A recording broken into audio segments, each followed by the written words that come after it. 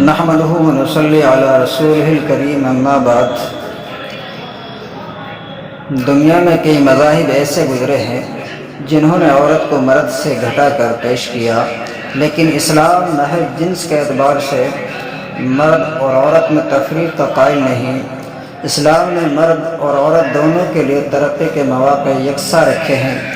اسلام کی ایسی تعلیم کا نتیجہ ہے کہ علم و عمل، حق و صداقت اور ایمان و ایثار کی تاریخ میں ہمیں عورت مرد کے شانہ بشانہ دکھائی دیتی ہے۔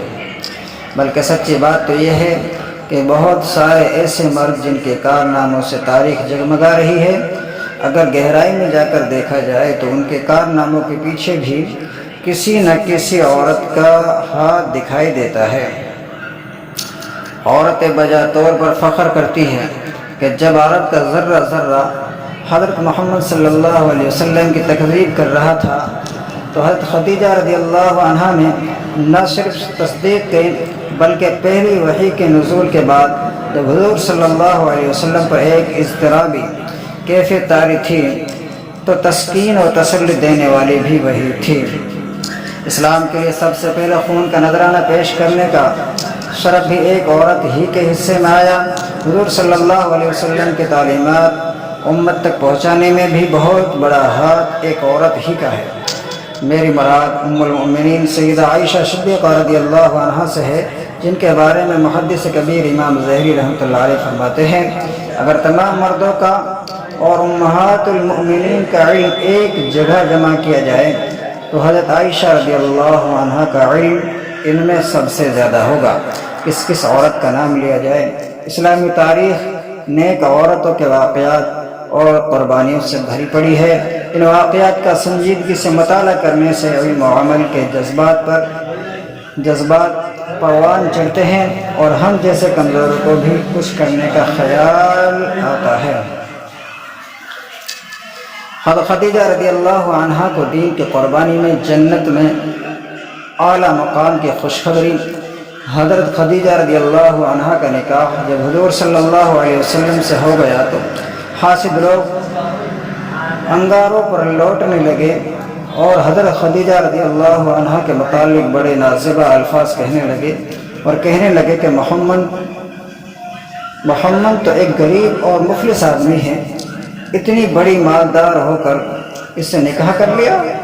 حضرت خدیجہ رضی اللہ عنہا نے جب یہ طعن سنا تو انہیں حضور صلی اللہ علیہ وسلم کے متعلق ایسے الفاظ سن کر بڑی حیرت آئی کہ لوگ آپ صلی اللہ علیہ وسلم کو مفلس کہتے ہیں۔ آپ رضی اللہ عنہ نے تمام رؤسا کو بلا کر گواہ کیا کہ میں جس قدر مال کی مالک ہوں سب میں نے حضور صلی اللہ علیہ وسلم کو دے دیا، اب میرے اور میرے سارے مال کے مالک وہ ہیں، اب اگر مفلس ہوں تو میں ہوں، اور یہ حضور صلی اللہ علیہ وسلم کا کرم ہوگا اگر وہ میری مفلسی پر راضی ہو جائیں۔ حاضرین مجلس یہ بات سن کر بڑے حیران ہوئے اور اب حاسدوں کو کہنے لگے کہ حاسد یوں کہنے لگے کہ محمد صلی اللہ علیہ وسلم سب سے زیادہ مالدار ہو گیا اور خدیجہ مفلس ہو گئی۔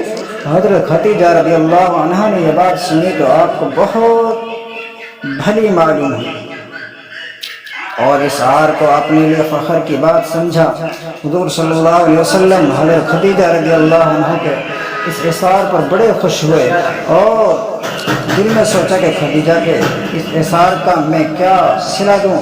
اتنے میں جبرائیل علیہ السلام آئے اور عرض کہ یا رسول اللہ فرماتے ہیں کہ خدیجہ کے اثار کا صلہ ہمارے ذمہ ہے۔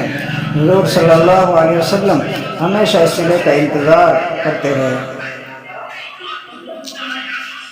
کہ دیکھیے اس اثار کا صلہ کب ظہور میں آتا ہے۔ چنانچہ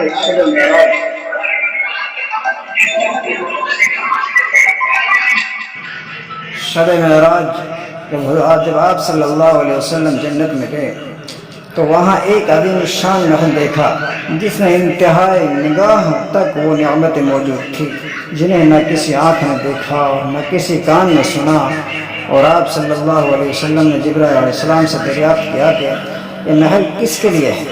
عرض کیا خدیجہ کے لیے۔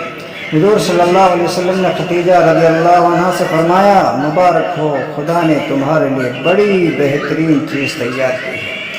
اللہ تبارک و تعالی ہمیں ان باتوں پر عمل کرنے کی توفیق عطا فرمائے کہ محمد سے وفات ہونے تو ہم تیرے ہیں، یہاں چیز ہے کیا لوح قلم تیرے ہیں۔